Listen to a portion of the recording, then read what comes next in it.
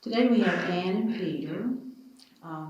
They're going to talk a little bit about natural magic, and you may participate as you feel comfortable. So I will turn the service over to Ann and Peter. My name is Peter, honestly. This is my partner, Ann, and we're very grateful for a chance to do this. And this is, we're not doing, like this light pagan and things like this. It's just this attitude of, can anybody hear me okay, or okay? No, okay. Like,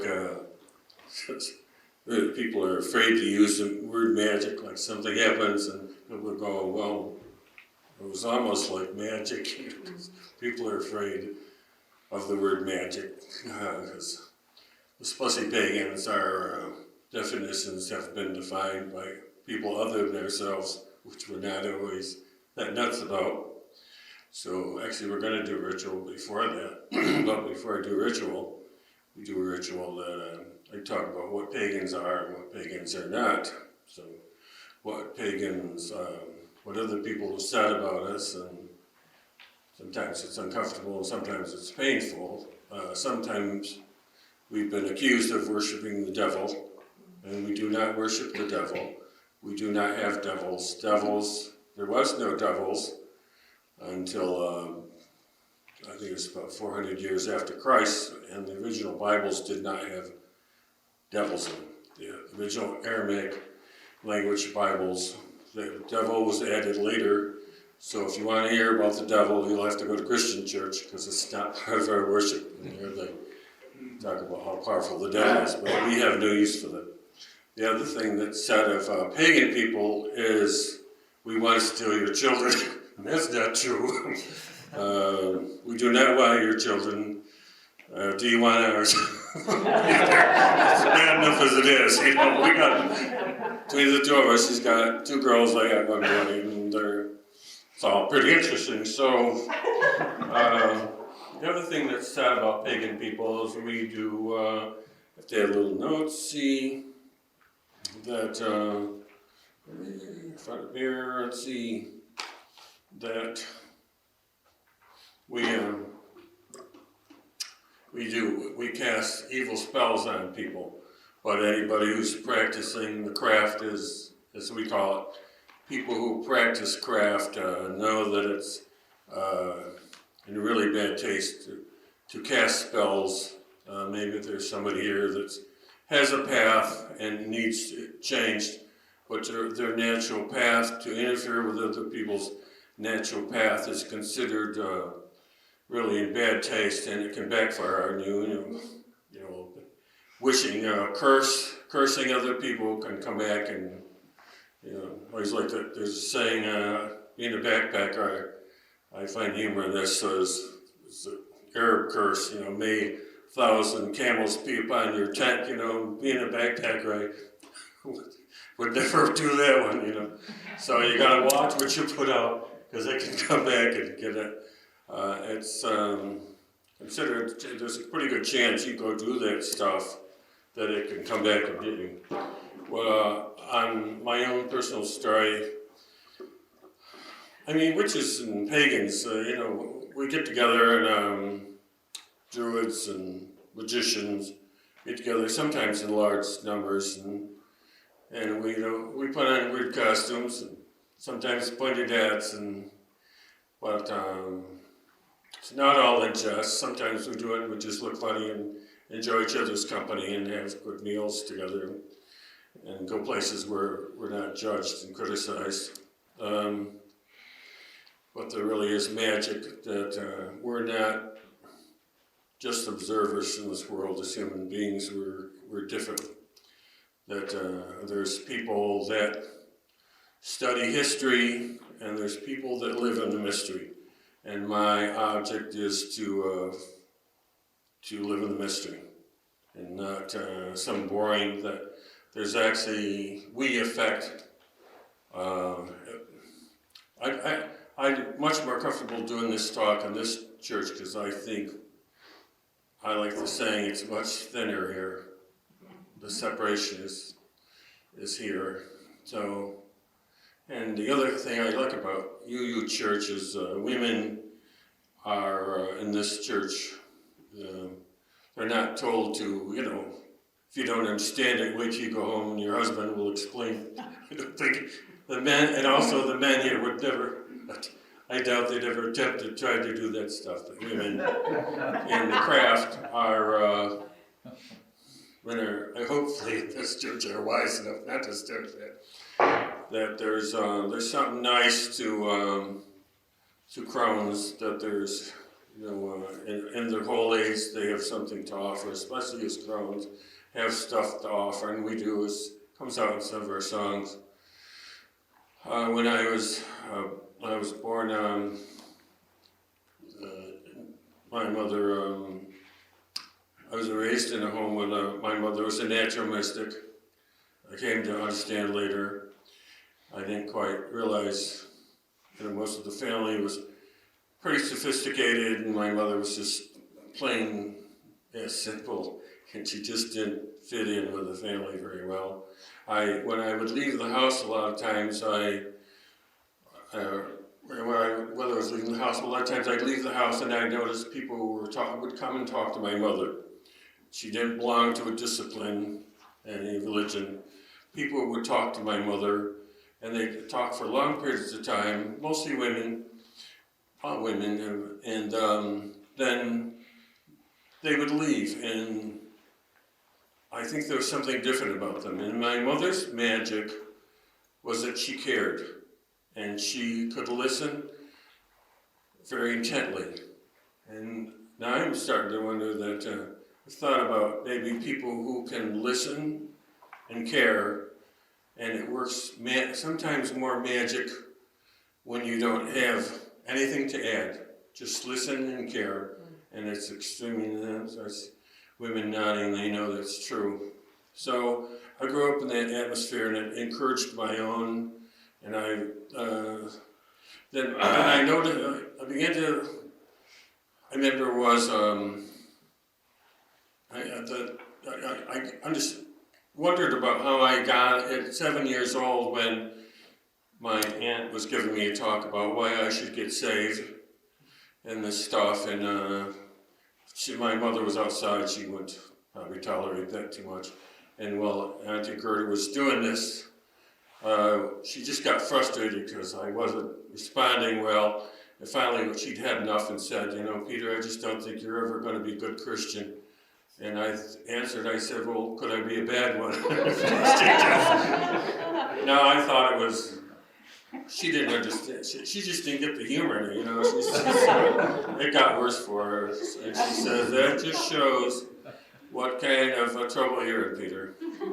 So I wondered about where I had been in maybe a life previous to this, or how does somebody 7 years old realize that his path might be a little different. In the service at 17 or 18, I was called into the commander's office for once I wasn't in trouble. He wanted to tell me, he got serious and looking, and he said, Peter, I have news for you. And he said, your grandmother passed away. And I was kind of dumbfounded. I didn't understand why he was telling me that. I thought everybody knew that. When I got up in the morning, I knew that Grandma had passed away. That's what I kept knowing this. So, yeah, that I think that we all have this opportunity to be mystics. We're not just walking around. That's there's something very spiritual about us.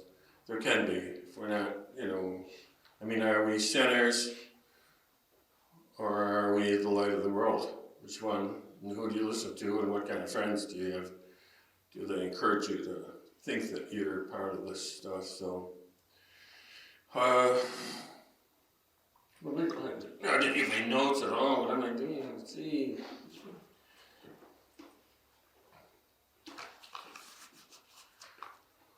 I grew up feeling that A little bit later, probably 20s, just kind of, bumping around life, not finding anything. 30, I decided to do more of a, I don't know that I specifically made a decision, but to become more of a searcher. I found out, I met a guy who was elderly, and I realized he was rather different than anybody I'd ever met. And he had strange answers when I would ask him a question. He was a activist in a lot of things, and I would kind of follow him around. One time he was ahead of me and walking ahead of me, and I was having a grumpy day, and I just thought, well, you old bugger, I could grab you and throw you right out the window. And he was 15 feet ahead of me, and he turned around and said, I am not afraid of you. And he heard what I was thinking. And I had wondered that at times, do I hear what people are thinking? And he proved to me that's true, that there's all this magic that actually we're entitled to if we meet people expand as spiritual beings. So I think some of the stuff that I wrote down, I want to say, I think that real salvation in our search is when we come home and find ourselves. When we return, we're off looking in too many directions, and at one point we come home, and there's something in here that's worthwhile, and we recognize that to ourselves.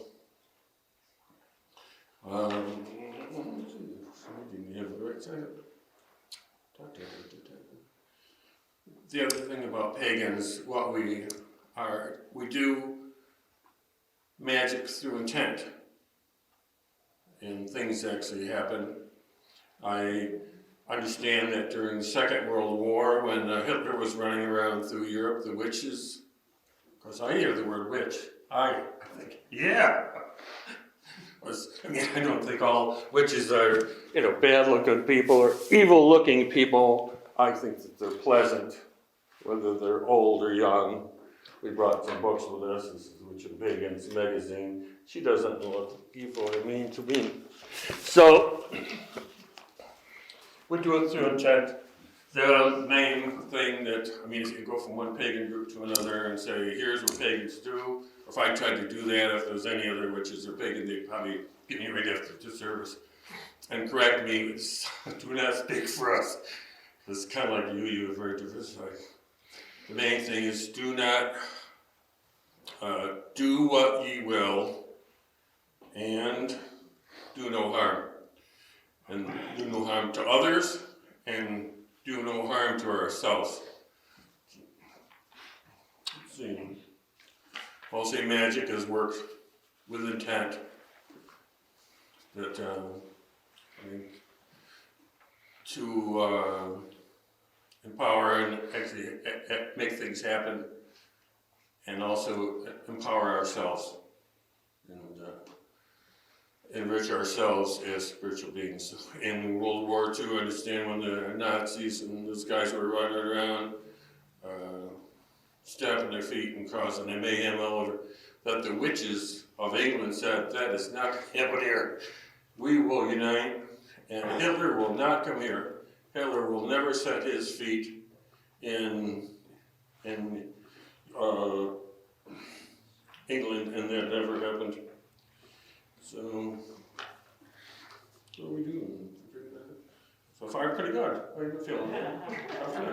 Okay, yeah. So when I get done talking, and we're going to do a ritual. So actually, we go to pagan festivals, and I've seen another magic I've seen in Sirius Rising festivals by Buffalo, New York. It's a week-long festival, and I was there once when there was a tornado coming in towards Lake Erie's up here from your direction, up here like this, and Sirius Rising is down here, and a tornado was coming in. There's 800 people camped out and wearing weird clothes, and and having a great time, and a lot of great lessons from magicians and main real great teachers like the book of Margot Adler, who's passed away now, I'm sorry, she's gone. There was this great big tornado and a lot of pagans started packing up their tent and leaving, and people walked through the crowds, you know, whatever, it's a 100-acre place, and they said, practice magic on your own and don't use bad words.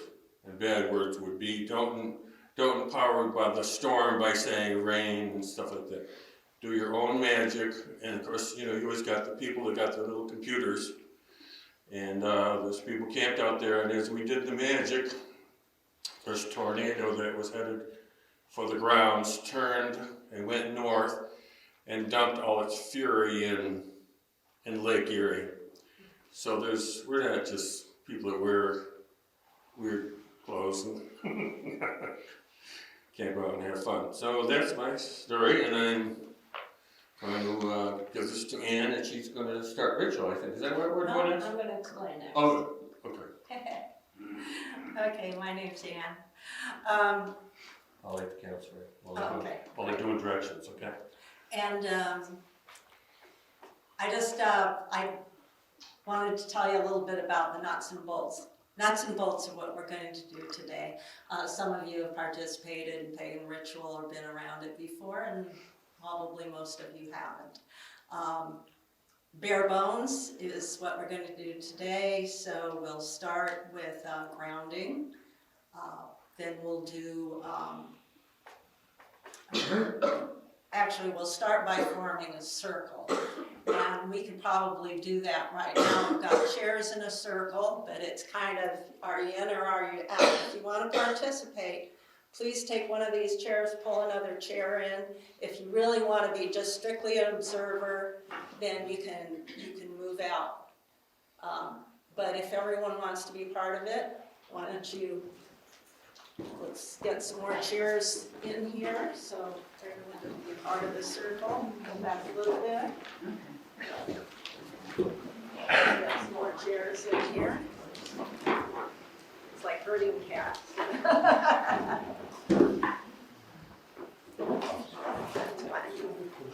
And it's fine if you just want to hold the space. That's you're welcome to do that too. But I want to see. We're going to have some movement and all that, so I want everybody to be in on it. Very good. That's great. Yeah, there's more room here. I just love the space. Please remember that, the beginning stuff. Excellent. And the nice thing about a circle, by forming a circle, we're carving out space, sacred space for us. And we're also clearing space. And clearing As Karen would say. And the other thing is that forming a circle, we form a container for energy, and I think that's important. So what did I go through? The elements. We'll be calling on the elements in clockwise fashion and calling in deity. In this case, Peter's going to call in the ancestors. We will get to the body of the ritual, which is raising energy, heart energy, through song, through chant, and through movement, and through breathing, through breath. And then we will farewell to the ancestors. We will say farewell to the elements, to the directions. And then we will close. Do we have too many people for the hand-to-hand closing?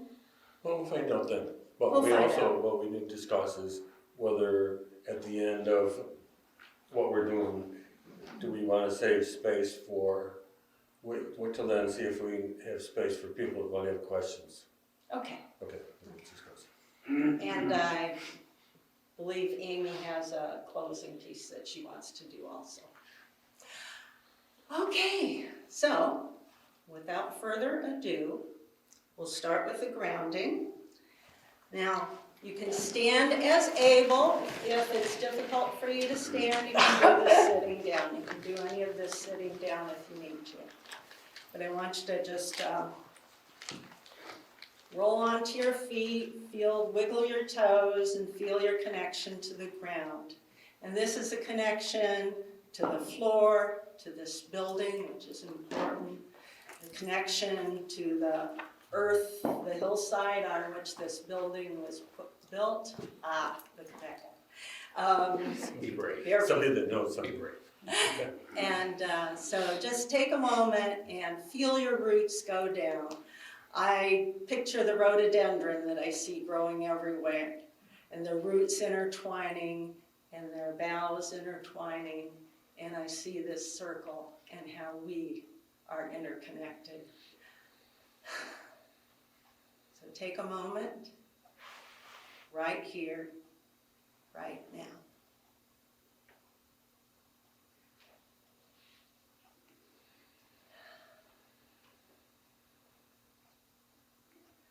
And now, the person, yes.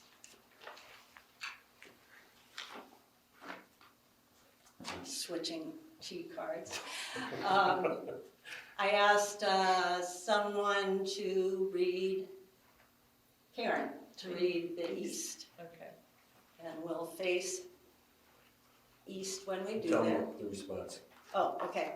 After she's done, then we all repeat hail and welcome. So we'll face the east. East is that way. And Karen will read. Welcome, spirit of the east, corresponding with air, dawn, and new beginnings. Bring the breath of inspiration. Hail and welcome. Hail and welcome. Okay. Welcome, spirit of the south, the element of fire. Bring us energy for transformation. Hail and welcome. Hail Hail and welcome. Welcome, spirit of the west, element of water. Our emotions, our hearts. Cleanse us of the old so we may renew. Hail and welcome. Hail and welcome.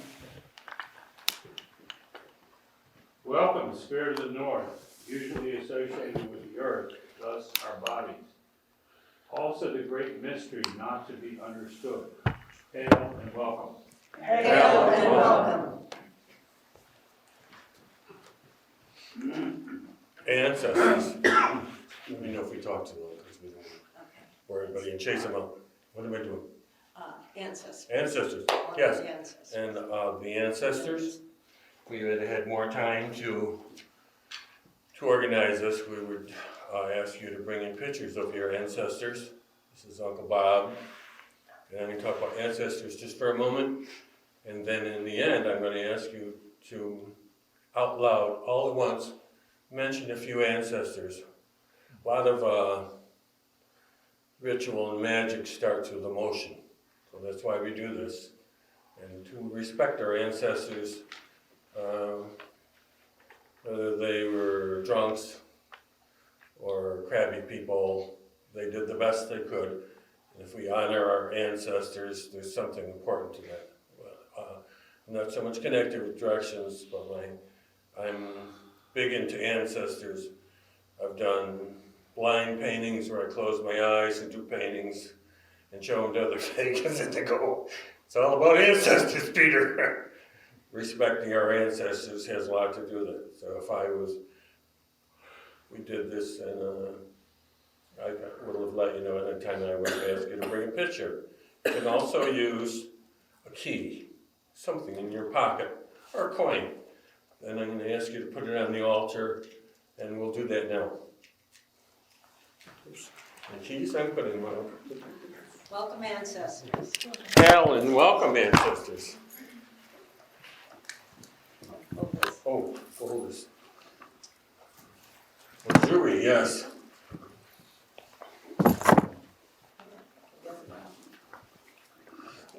Please give gifts to the ancestors? Pardon me? Are they gifts to the ancestors? Not gifts, but that we have an emotional connection to people that came before us, and we're grateful that whoever they were and whatever the best they did, that they were part of us being here. Okay, now. Spiraling. Oh, okay, we need our papers. Yeah, everyone, we have lyrics on the back. We're gonna sing a song.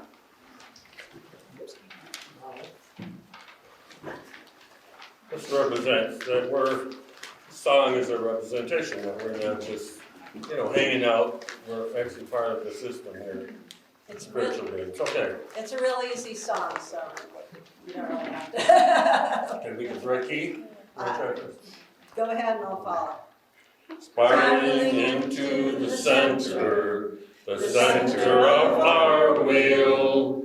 Spiraling into the center of our will. I am the weaver, I am the woven one, I am the dreamer, I am the dream. I am the weaver, I am the woven one, I am the dreamer, I am the dream. Spiraling into the center of the wheel.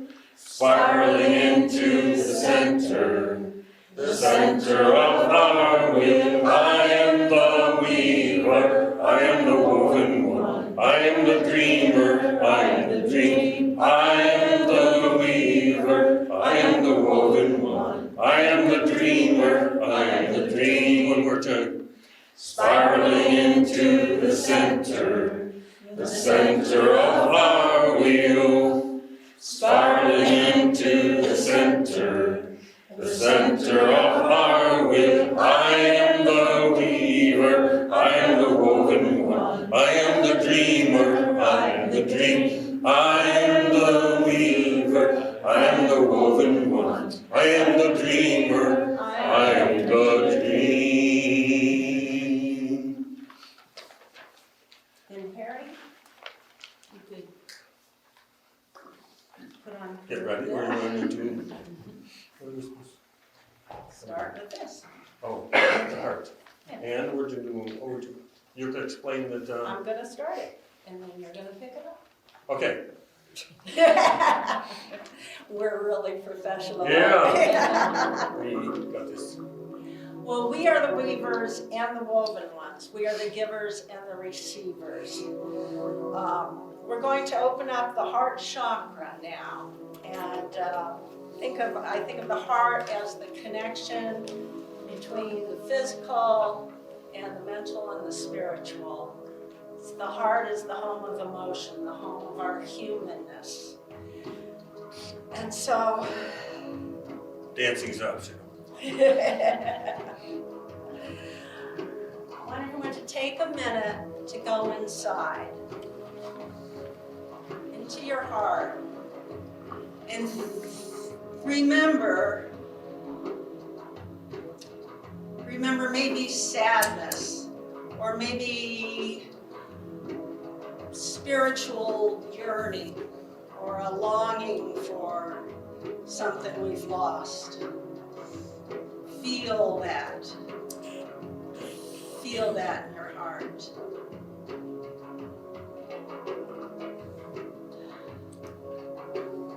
Now I see people hunched over. They're protecting their hearts, or they pull back. And that's another form of protecting your heart. So I want you to put your hands over your heart in a nurturing way, protecting but not too protected, so that you still can open it up.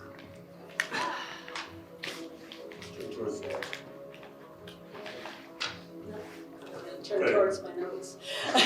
Turn towards the nose. And The energy.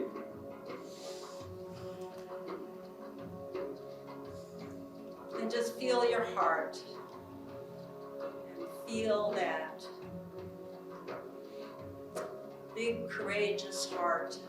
And take a breath. another breath, open your arms, open your heart. Generosity, gratitude, passion.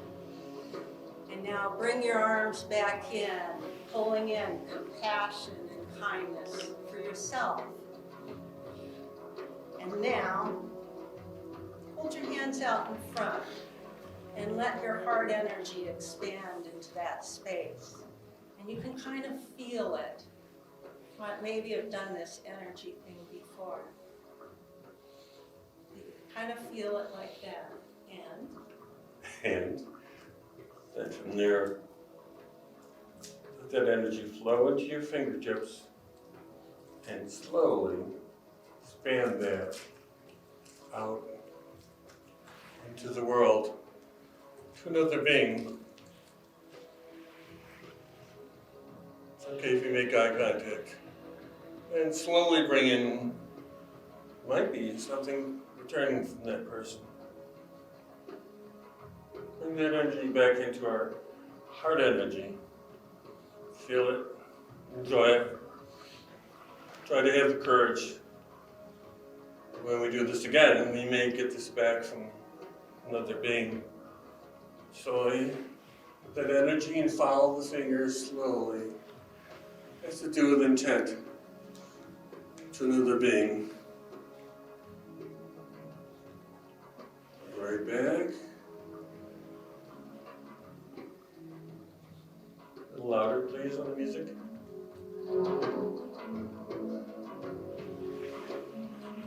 And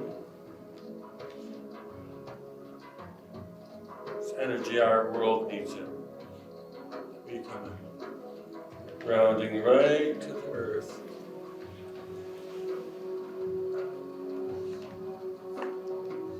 And back up for heart energy.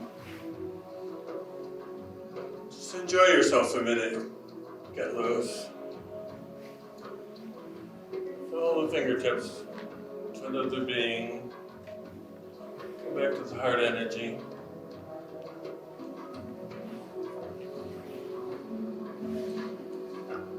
And then offering compassion to other beings. Allow the warmth and caring for another person. Whether they look at you or not, they contact you. Break into dance, have a good time. Get too tight. Another moment. Sharing and having courageous.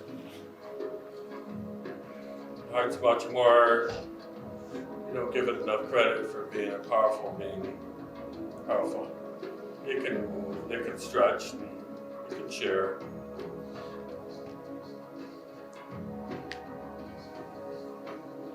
Just need to do this for another person.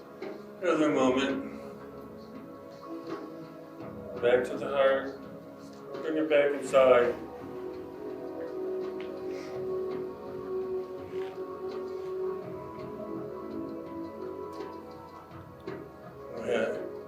Exercising courage and compassion with other beings inside here. Now the rest of the world needs us too. So I'm going to ask you to take the same energy that we create and share with each other. The rest of the world certainly needs it. So I'm going to ask you to turn and offer it. Same thing, follow the fingertips of the world. You can have a place or people in mind that suffer. Bring it back. Back to another group. The whole world needs it.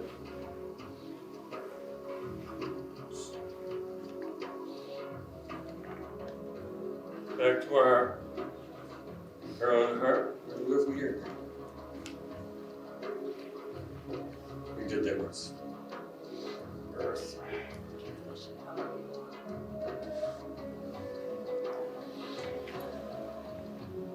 An expansion of this, of course, after offering it to each other in body and mind and heart and chakra work, and expand it, just like ocean. Bring it right over your crown chakra and allow it.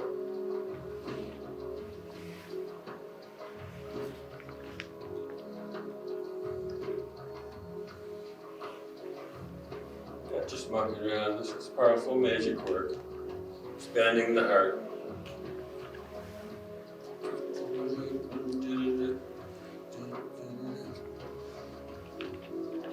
We did it with a group of witches. They were dancing all over the place, getting wild. You know, it's... Okay, where do we go from here? Close.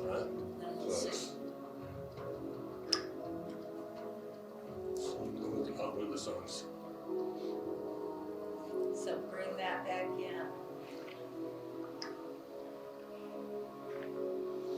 And feel that, all that great heart energy Breathe. they have for the new year here.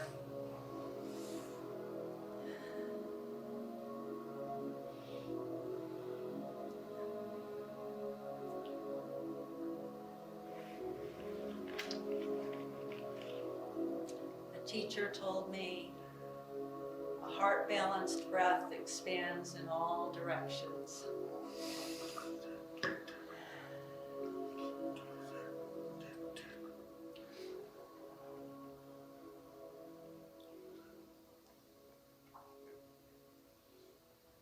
Good timing for the music. That part there. We're gonna So- sing the old ones now. Oh, the old ones. Yes.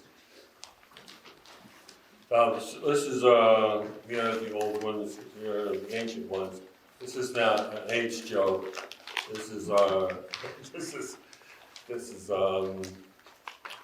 in recognition that we're part of the whole system. We're co-creators, and the Spirit moves through us to teach the young ones and the people that are behind us. We are the ancient ones and the elders that have something to offer, and that's what this song is all about. Okay. Hey. What's your tone? We are the old ones. We are the ancient ones. We are the old ones. What? We're singing spiraling. What are we doing?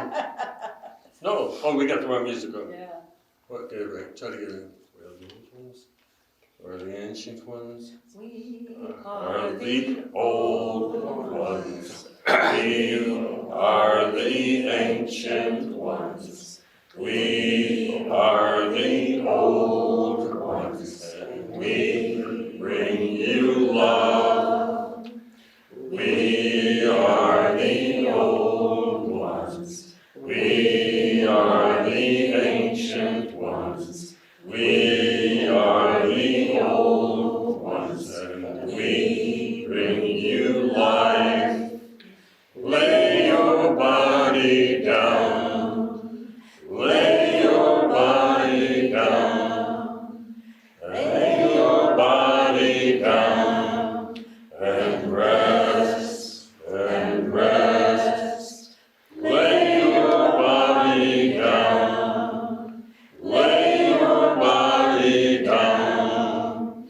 Lay your body down. And rest. And rest. We are the old ones. We are the ancient ones. We are the old ones. And we bring you joy. We are the old ones. We are the ancient ones. We are the old ones. And we bring you peace. Lay your body down. Lay your body down. Lay your body down. And rest. And rest. Lay your body down.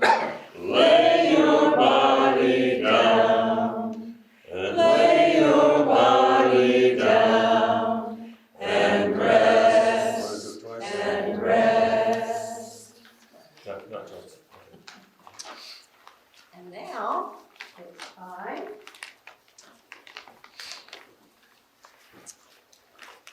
to say farewell to the ancestors. Okay, then to before us, tell you my,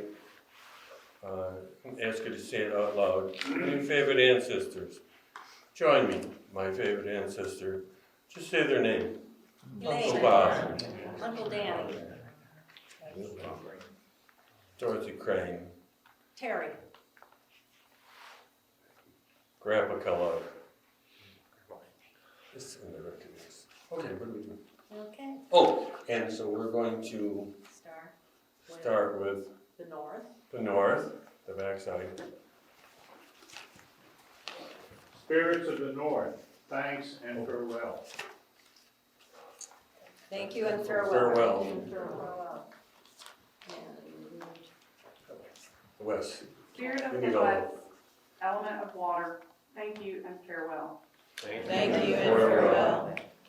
Spirit of the south, element of fire, thank you and farewell. Thank you and farewell. Spirit of the east, element of air, thank you and farewell. Thank you and farewell. It's only 11:30? We can close with hands. Is that what we all done? What? Yeah, why? Yeah. Go on the stage. Okay. Okay, we're gonna- So, what magic usually starts with is emotion and its feelings. So, I would like to open the circle, and I'm going to use a word, and I'm going to let go of the hand on my right, and that person can pass, or that person can have a word. I open this circle with unity. I open this circle. I open this circle with compassion. I open this circle with acceptance. I open the circle with love. I open the circle with peace. I open this circle with love. I open the circle with joy. I open the circle with common sense. Thank you. I open the circle with caring. I open the circle with unconditional love. Open the circle with love. I open this circle with peace. I open the circle with love. I open the circle with hope. I open the circle with love. I open the circle with understanding. I open the circle with life. I open the circle with justice. I open the circle with blessing. I open the circle with serving the youth. I open the circle with thought. I open the circle with hope. I open the circle with joy. I open the circle with peace. I open the circle with community. Community. That means the ritual's over once you open the circle, and we can sit down and take questions. Anybody has them?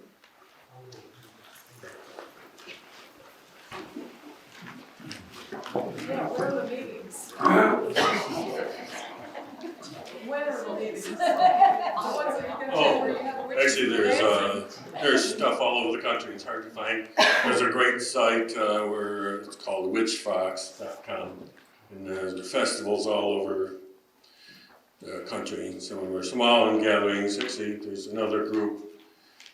There's actually a practicing pagan group down in Grayson, UU.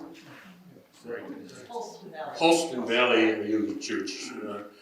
There's a CUPS organization which meets mostly in UU churches around the country.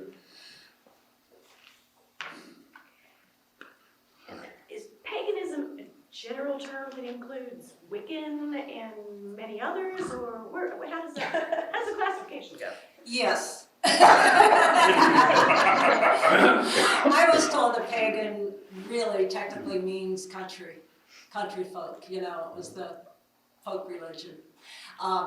But I heard at some festival, someone said, well, Christians are the people of the book, pagans are the people of the library. There's a lot of different varieties. And I prefer do-it-yourself paganism rather than, Wicca or any certain tradition. I am kind of associated with a group, but it's a very eclectic group called Reclaiming. You hold the mic close. Oh, yeah.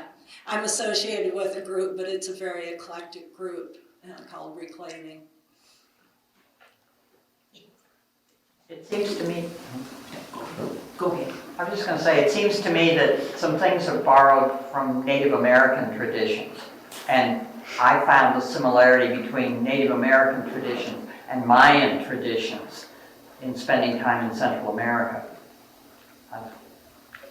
I agree with you. I think it's borrowed a lot from everything. A lot of people say it's neo-paganism because, of course, this isn't 2,000 years ago or 5,000 years ago.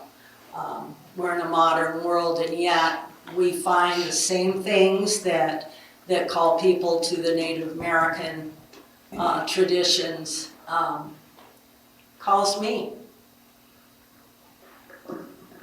Just a couple of comments. In times past in this church, one of the largest subgroups that was meeting was the pagan group. It was a very large group within the church.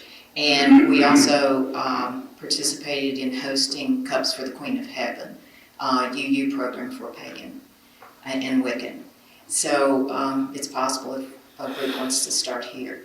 Another thing, I too, although I'm not that familiar with paganism, in the ceremony, the ritual that you did, I noticed too the commonalities with the Native American 4 directions of the world, and also with the movement of the energy of the chakras, our connection with the Eastern philosophy, with the yogic philosophies, with the Hindu. There's some commonalities across all things if we just look. We totally cribbed the heart chakra exercise from a DVD that a dance teacher introduced me to. So I take things where I can find them. Any other questions? How would you figure out what is suitable for inclusion in paganism, in pagan ritual, if you've got the whole world to choose from? It feels good. If I was at Sirius Rising, where there's people doing all sorts of stuff, what I like about it is it's open. So if I was at Sirius Rising, there's 2 restaurants, there's so many people there. But if you came to Sirius Rising, a Christian or a Hindu, or whatever, pagan, or which, but if somebody, say if you were at the diner and somebody said, well, what's your interest? And somebody said, I worship the green man, which is real. And if somebody else said, that's complete crap, you would get some really looks that you wouldn't appreciate. It's there in the pagan stuff. If you do it and you don't harm others, then it's acceptable. A friend of mine that I always call Gloria the Witch, and she says, I'm not a witch, Peter, I'm a mystic. Okay, fine. So, somebody just, that we were chatting one day, and I had been struggling with judgment of other human beings, that I was uncomfortable. I realized I do that, and one day, right out of the blue, that's just the magic that flows between people that are encouraged to be magic, is she, right out of the blue, says, Peter, there's a difference between judgment and seeing. Sometimes you just see things, and that's okay to see, and it's not. Her other comment she made to me once is she thought original sin was judgment. This is just a little levity. When I first started attending the UU, this one particular lady was talking about being a pagan, and I thought, oh my God, I can't believe you belong to that motorcycle group. That's called judgment.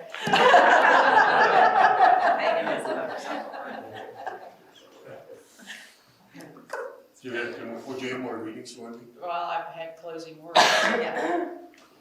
Okay. Mike's yours. Well, thank you, Peter and Ann. That was great. Different. Thank you.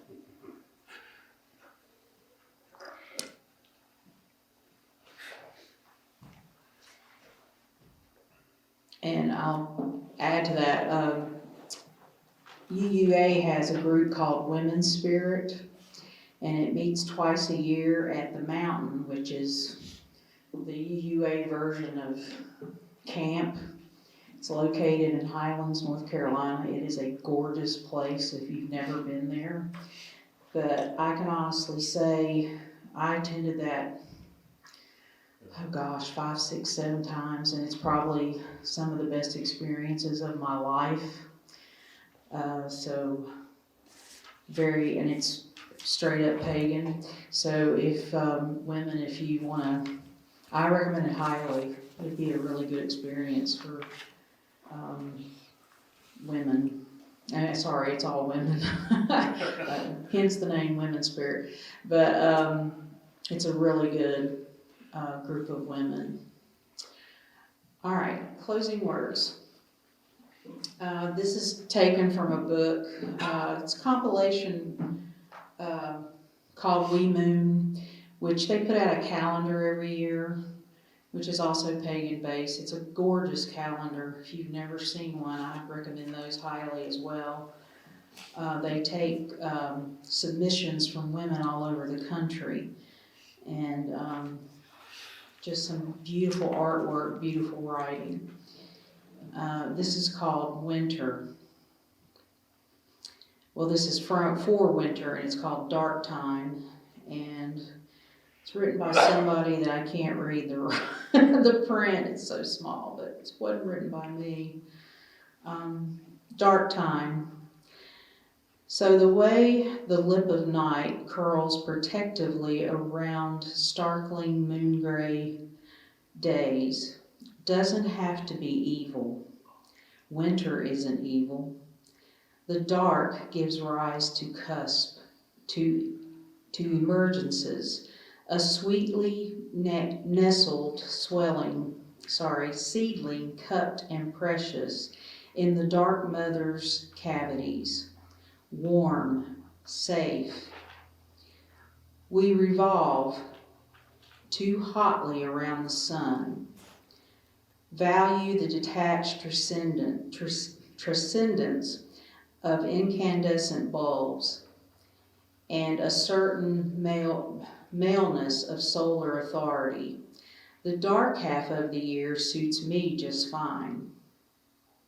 An incubation, a percolation, wintertime, the dream time, worms and calligraphy, a quiet turning under, the underbelly, a rich velvet basket, stars and fog tucked around the edges. The dark, my love, is a sweet, loamy pocket for changelings. Coffee and conversation.